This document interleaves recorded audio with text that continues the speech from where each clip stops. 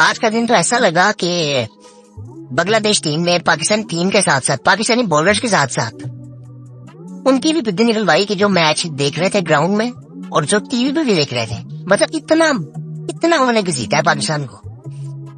और हम तो कल ये सोच रहे थे कि जी आएंगे, अगर वो अच्छा खेले भी तो मैक्सिमम वो पाकिस्तान ने जो स्कोर किया उसके करीब करीब आ जाएंगे, फिर भी हमारे पास 20-25 रन की लीड होगी। और उन्होंने आके 100 से ज्यादा रन की लीड भी ली और वो मारा उन्होंने अच्छा खासा। और उसके बाद जो एक चीज हमें आज फिर नजर आई कि जिसके बारे में हमने एक वीडियो में बात की थी, जिसमें मैंने डिटेल में बात की थी कि पाकिस्तान की मसले के हैं और उनके सॉल्यूशंस के हैं। और उसमें मैंने एक बहुत मेन मसला डिस्कस किया था कि हमारा मसला पैशन का और इंटेग्रिटी का, यानी कि गैरत का मसला है। और वो स्टैंडर्ड ही हमारा बहुत लो हो चुका है कि हमने आज वो हरकतें की, हम उनके बॉलर्स को आउट करके जो हरकतें कर रहे थे शाहीन अफरीदी साहब, आपने पूरा मैच जाया करवा दिए। और आप एक, मैं हैरान था, वो उनके एक बॉलर थे, उन्होंने इतनी जबरदस्त किस्म की एक्स्ट्रा कवर पे उन्होंने छक्का मारा और एक कवर ड्राइव मारी शाहीन अफरीदी को। और ये उनके साथ पिछले 2 सालों से हो रहा है कि उनको फुल टॉसों पे छक्के मार रहे हैं और उनको जो वो प्रॉपर वो फुल लेंथ पे बॉल करके उनको मार पड़ती है। और उन्होंने दुआ किए और वो ऐसे उन्होंने कि मैंने पता नहीं क्या कर दी है। तो ये असल में मसला है हमारा। और उन्होंने आज बांग्लादेश ने पाकिस्तानी बॉलर्स को एक्सपोज पूरी तरह से कर दी है कि हमारा वो लेवल ही नहीं है कि हम बांग्लादेश को भी बॉलिंग करके अपनी बॉलिंग से हरा सके। ये सारे एक्सक्यूजेज होते हैं कि जी पिच सपोर्ट नहीं कर रही।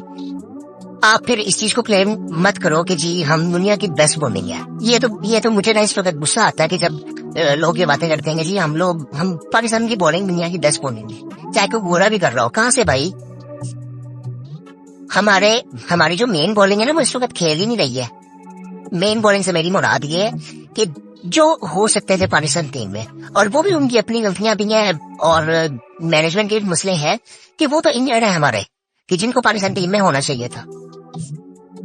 शाहीन अफरीदी की इस वक्त जगह नहीं बनती। और नसीम ठीक है, इंजरी से वापस आया, उनकी फिर भी बेहतर बॉलिंग थी। मोहम्मद अली ने बेहतर बॉलिंग की, लेकिन आज उनका भी लग रहा था कि वो इस तरह से थक चुके थे कि वो उन पर भी ऐसे लग रहा था कि वो कंप्लीट ही नहीं कर पा रहे। बट उन्होंने फिर भी अच्छी बॉलिंग की। शहजाद ने भी बेहतर बॉलिंग की। लेकिन अगर हमारे कुछ ऐसे प्लेयर्स हैं, कुछ ऐसे बॉलर हैं जो इंजर्ड ना होते तो शायद ये प्लेयर्स टीम में भी ना होते, शायद मोहम्मद अली भी ना होते, शायद शहजाद भी ना होते। शाहीन अफरीदी को आई थिंक पता नहीं किस रेपुटेशन पे खेल रहे हैं। हमारे यहाँ पे इस तरह से होता है कि नाम बढ़ा है तो वो अच्छा बॉलर भी होगा। तो 2 साल से उनकी कोई ऐसी परफॉर्मेंस है नहीं। वो परफॉर्मेंस अगर कोई कहेगा ना कि उनकी वो हाफ जगह भी परफॉर्मेंस थी तो वो आप मोस्टली देखेंगे कि वो गंदी बॉलों पे उनको विकेटें मिली हुई है। अदरवाइज को उन्होंने कोई अच्छी बॉलिंग करके आउट नहीं की पिछले 2 सालों में। और वो मेंटली तौर पर किसी वक्त डिस्टर्ब है। और सिर्फ ये मसला नहीं है, इनका जो मेन मसला है, मैं इस पे एक डेडिकेटेड वीडियो बनाऊंगा। मैंने बहुत देर से सोचा था कि मैं इस पे वीडियो बनाऊंगा, मैं आपको इनके रियल मसले बताऊंगा कि इनके मसले शुरू कहाँ से हुए हैं। और वो बड़े इंटरेस्टिंग चीजें एक शाहीन अफरीदी पे और एक बाबर आजम पे, कि बाबर आजम को कैप्टनसी करनी चाहिए, किसी फॉर्मेट की भी नहीं। सो मैं इन दोनों पे एक डेडिकेटेड वीडियो बनाना चाहता हूँ, बहुत जल्दी बनाऊंगा, शायद ये पहले टेस्ट मैच के बाद या फिर शायद बनाऊं, देखेंगे, वरना ये टेस्ट सीरीज जब खत्म हो गई तब इंशाल्लाह। सो उसमें मैं बड़ी डिटेल आपको बताऊंगा कि इनके साथ मसला असल में क्या है। सो अब फिलहाल क्या सिचुएशन चल रही है। आज मुशफिकुर रहीम में 191 आउट हुए। उसके बाद वो उनके जो एक मैं बात कर रहा था कल के, उनके एक बैट्समैन ने भी आना है, उसने भी 77 आके मारा।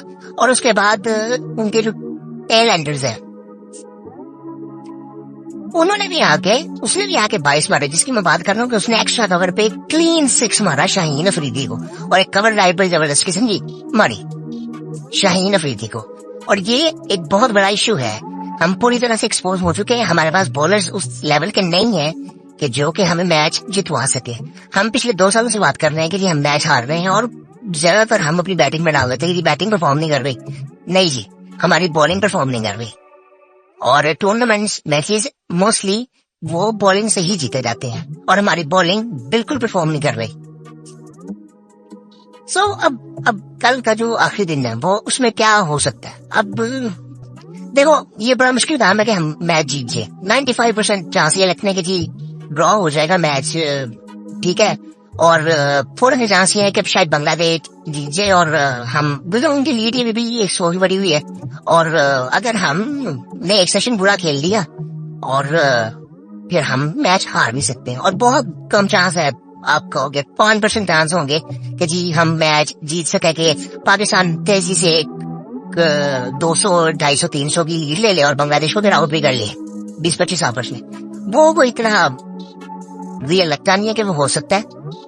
पूरी तरह से हम एक्सपोज हो चुके हैं, और मुझे ये लग रहा है कि अब अगर इस बॉलिंग के साथ बांग्लादेश हमारा ये हाल कर रही है तो इन पिच बाकी अभी इंग्लैंड ने दोबारा खेलना है। और पिछली दफा हमें याद है कि उन्होंने हमारे साथ क्या किया था, 3-0 से हमारे घर पे हमें हराया था।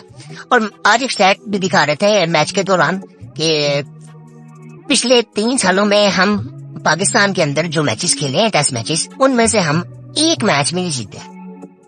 तो ये इससे अंदाजा हमें लगा रहना चाहिए। वो कुछ टीमें होती है ना, वो कहा जाता है कि वो अपने घर में तो शेर है, बाहर जाके वो एक्सपोज हो जाती हैं। हम वो भी नहीं, मतलब बांग्लादेश भी अपने घर में ही है ना, तो वो भी न्यूजीलैंड को हरा देता है, हम वो भी नहीं कर पा रहे। सो खैर हमारा जो अब असल में ना एक चीज यहाँ पे देखने वाली है, हम असल में ना वो चेंजेस ही गलत करते हैं। फिर अब हमारी बॉलिंग एक्सपोज हुई है ना, तो बहुत दफा ऐसे हो चुका कि जिसकी गलती होती है वो चेंजेस किए नहीं जाते। अब इसका मतलब हमें बॉलर्स की जरूरत है कि जो कि टेस्ट मैच में बॉलिंग कर सके, उनका टेम्परामेंट बेहतर हो और पेस भी हो। ये हमारे बॉलर्स की पेस ही नहीं है। आज चाहिए ना 50 जो बॉलिंग कर रहे थे, क्या इसकी वजह है? उनकी वो स्पीड ही 130 पे यहाँ पे क्लब लेवल पे कोई क्रिकेटर को 4 दिन हुए होते ना किसी क्रिकेटर को, वो भी 130 बॉलिंग कर रहा होता है।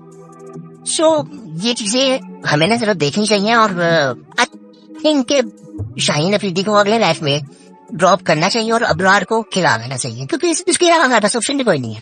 फास्ट बॉलर्स की भी उसके अलावा कोई ऑप्शन नहीं है, क्योंकि कोई ऐसा बाहर बैठा हुआ है कि जो आके ना हमें मैच सिंगल हैंडेडली जिता देगा। ऐसा बॉलर भी इस पर कोई नहीं बैठा हुआ।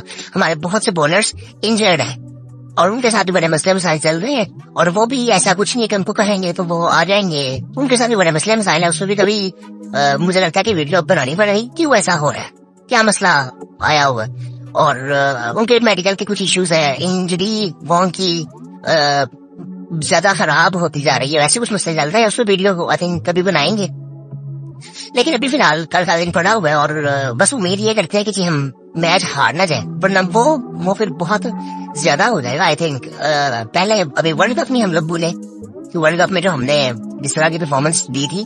सो बाकी इंशाल्लाह कल का दिन भी देखते हैं। आज ऐसे वो जो पिंडी ग्राउंड की गर्मी थी ना, पिंडी में जो असल में गर्मी पड़ती है ना, वो जरा लाहौर से डिफरेंट है। पिंडी की गर्मी आपको चुभती है, तो वो गर्मी तो उधर होती है, ये सारा कुछ ये बात ठीक है कि उधर गर्मी बहुत ज्यादा होती है और उधर बारिश भी फिर जल्दी हो जाती है।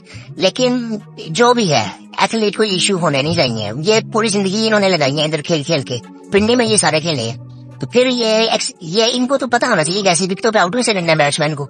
मुझे तो ये हैरानी होती है कि इन्होंने पूरी जिंदगी क्रिकेट इधर खेल लिया, तो इनको ये नहीं पता कैसी विकेटों पे आउट कैसे करना है बैट्समैन को। और मुशफिकुर रहीम ने आई थिंक उनके बारे में कहना चाहिए हमें कि उन्होंने बेहतरीन बैटिंग की है, और उनका टेम्परामेंट आई थिंक मैंने कुछ मैच जब से बांग्लादेश की क्रिकेट को मैं फॉलो कर रहा हूँ, और मैंने देखा कि उनका जो टेम्परामेंट है वो मैंने सबसे बेहतर देखा इनका। और शकीब की वो जब वो प्रेशर वाली कुछ ऐसी परफॉर्मेंसेज उन्होंने दी हुई है, इंडिया ने ना वैसे भी काफी परफॉर्मेंसेज है एशिया कप में। मुझे याद है कि ये मुशफिकुर रहीम आउट नहीं होते थे, इनका टेम्परामेंट बड़ा पक्का था कि ऐसे ऐसे बॉलर्स को ये फेस करते थे, और इनका रिकॉर्ड भी काफी अच्छा है रिसेंट टाइम्स में टेस्ट मैचेस में, कि इनके काफी 50 हैं और 100 भी इन्होंने किए हैं। और आज इन्होंने जो इनिंग खेल दी है वो आई थिंक बहुत बेहतरीन इनिंग थी इनकी करियर की, और वो शायद इनको जरूरत भी थी, और हम सबको पता है कि उनके हालात में चल रहे हैं, और उनके लिए उनकी फॉर्म के लिए तो ये बेहतरीन आई थिंक तोहफा होगा। और बाकी आई थिंक अब कल देखते हैं। और आज हमारी बैटिंग जब शुरू हुई तो मुझे लगता है कि आज आपने देखा कि हमने बैटिंग शुरू कैसे की। साइम अयूब वो समझ ही इनको नहीं आई उनकी, मुझे कहने में लगता है कि वो उनकी शॉर्ट सिलेक्शन ही सही नहीं है। आज वो बैक टू ड्राइव खेलते चलते आउट हो गए, और उनके पाँव जरा से हिले ही नहीं, वैसे जैसे वो बिल्कुल ही स्टिफ हुई है उनकी बॉडी, इतने वो थक चुके हैं हमें। सो उनको भी ये चीज अब देखनी चाहिए थोड़ी सी कि शॉर्ट सिलेक्शन में कि वो उनको गेम किस तरह से अपनी लेके चलनी है। उनको बॉलर को देखना चाहिए कि वो किस तरह से टेस्ट मैचेस में खेलते हैं, वाइल्ड बॉल किस तरह से खेलते हैं, तो ये सारी चीजें इनको अब देखनी चाहिए। क्योंकि हमें अब ये चीज चाहिए, ये हम ऊपर से नहीं अटैक करें। बैटिंग ओवरऑल मैं कहूँ तो हमारे मुझे लगता है कि सेटल्ड है काफी टाइम से। इवन वाइड बॉल में भी आई थिंक मैं कह सकता हूँ कि काफी टाइम से T20 हम भी कह सकते हैं कि सेटल नहीं है उस तरह से, क्योंकि चेंजेस बहुत ज्यादा आते हैं और उसमें हमारा माइंडसेट नहीं क्लियर। जिस तरह हमारी बॉलिंग में मतलब किसी फॉर्म में भी नहीं क्लियर, T20 में हमारा बैटिंग का इशू है थोड़ा सा, लेकिन वनडे में भी आई थिंक देखें तो यही बैटिंग होती है हमारी और वो बेहतर परफॉर्म करती है, क्योंकि हमारी बॉलिंग परफॉर्म नहीं कर रही तो वो सारा बर्डन आ जाता है बैटिंग पे। और हमें मैचेस जीतने हैं, हमें टूर्नामेंट जीतने हैं। और मुझे याद है कि हम ना इससे पहले बात कर रहे थे इस मैच से पहले कि यार टेस्ट चैंपियनशिप के फाइनल में हमने कैसे पहुंचना है। अब नहीं हम सोच रहे, अब ये कल का मैच की तरह सर्वाइव कर ले, आई थिंक वही काफी है। और इसके बाद हमें बहुत सीरियसली सोचना है और चेंजेस हमें करने हैं। एक दो ही चेंजेस करने हैं, हम ज्यादा चेंजेस करें हमारे पास ऑप्शन ही नहीं है। बैटिंग को हम छेड़ नहीं सकते, मतलब आपके पास कोई ऐसा बैट्समैन भी बैठा नहीं होगा जो इनको रिप्लेस करेगा। बैटिंग हमारी बेहतर है, आई थिंक वो उसको कोई इतनी छेड़ने की जरूरत नहीं है। अब एक बैट्समैन बैठे मोहम्मद अजहर, शायद उनको चांस दे दिया जाए। अब वो किसकी जगह पे देंगे, अब्दुल्ला की जगह पे या साइम की जगह पे? लेकिन आई थिंक मुझे लगता है कि अब्दुल्ला की परफॉर्मेंस ठीक ही है, इतनी बुरी नहीं है परफॉर्मेंस उसकी भी। साइन का अभी दूसरा मैच है, सो वो चेंज भी कोई इतना जरूरी नहीं है। बॉलिंग में चेंजेस की जरूरत बिल्कुल है, लेकिन उसमें हमारे पास ऑप्शन इतनी ज्यादा नहीं है। अब हम इब्रार पर डालेंगे तो किसको हम बाहर करेंगे? मुझे लगता है कि शाहीन अफरीदी को हमें ड्रॉप करना चाहिए अगले मैच में। और क्योंकि यहाँ पे वो उनसे कुछ होगा भी नहीं आने जाके, अब वो साफ नजर आ गया यहाँ पे कुछ नहीं होगा ना उनसे। वो जब 130 पे आप कुछ भी कर लो, आपसे कुछ नहीं होता। आप टीम साउथी भी नहीं होगी, आप 130 पे बॉल हिला लो, आप एंडरसन भी नहीं होगे, आप 130 बॉल हिला लो। मुझे नहीं लगता है कि इनके कंट्रोल में नहीं है, इनको पता ही नहीं है कि ये क्या स्विंग करना है, उसका वो कैसे होगा। ऐसे नहीं लगता कि इनको समझ नहीं आती कि मैं कर क्या रहा हूँ, वो हो क्या रहा है। ये आई थिंक वही बात है कि मतलब सीधी सीधी बात है कि हमारा वो लेवल नहीं है क्रिकेट का, और स्किन सेट भी उस लेवल का नहीं है। और हमारे बॉलर्स के पास मुझे लगता है कि उस तरह से दिमाग भी नहीं। वसीम अकरम के पास मोहम्मद आमिर विसर ये थे कि जिनको थोड़ी सेंस थी बॉलिंग की, कि जो बेहतर जरा उनका कंट्रोल था बॉलिंग पे, जो वो करना चाहते हैं वो करते थे। और बाकी मुझे आई थिंक वो इतना ऐसा बॉलर अभी नजर नहीं आया कि इसका कंट्रोल भी बहुत अच्छा हो। और ये पूरी पाकिस्तान क्रिकेट की बात कर रहा हूँ, ये नहीं ऐसे नजर आते। और एक और बड़ी इंटरेस्टिंग बात है, जो पिच में हम लोग ज्यादा बात कर रहे हैं, इन्हीं पिचेस में हमारे पहले बॉलर्स ने परफॉर्म किया हुआ है। इससे भी गंदी विकेटें होती थी, और वो अपने ये एबिलिटी से, अपनी स्किल लेवल से वो दूसरी टीमों को डराते थे, सिर्फ हराते नहीं थे, वो डराते भी थे।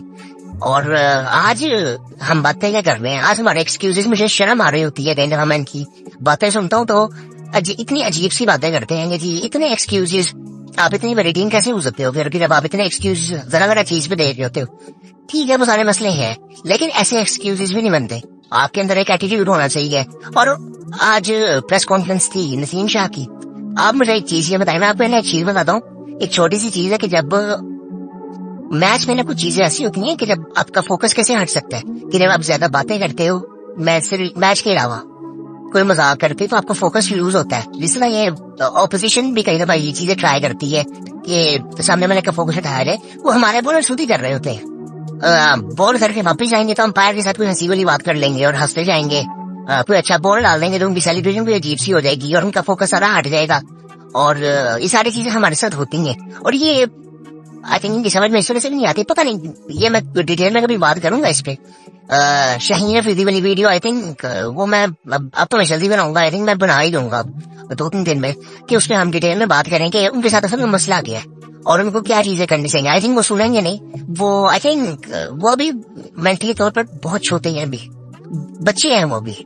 और वाकई वो बच्चे हैं, हमने उनको बहुत बड़ा बना दिया। आई थिंक वो बच्चे हैं अभी, और एक एज का भी फैक्टर होता है कि वो उस टाइम तक वो मेच्योरिटी आती ही नहीं है आपने, तो वो अभी नहीं आई उनमें।